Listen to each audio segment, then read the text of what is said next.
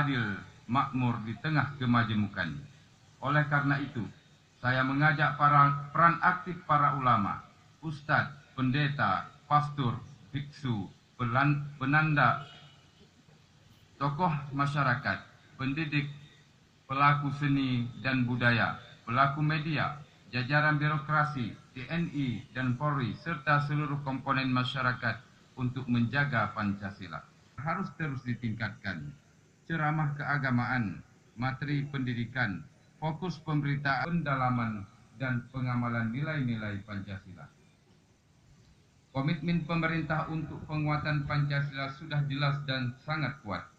Berbagai upaya terus kita lakukan. Telah diundangkan Peraturan Presiden Nomor 54 Tahun 2000 hormati.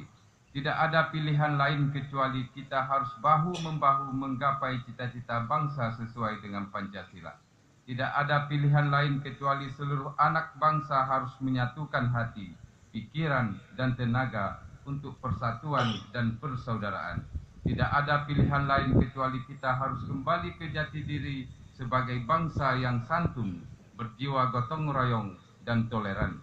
Tidak ada pilihan lain kecuali kita harus menjadi Indonesia bangsa yang adil, makmur, bermartabat di mata internasional.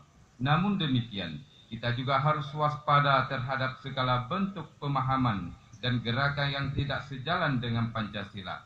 Pemerintah pasti bertindak tegas terhadap organisasi-organisasi dan gerakan-gerakan yang anti Pancasila, anti Undang-Undang Dasar 1945, anti NKRI,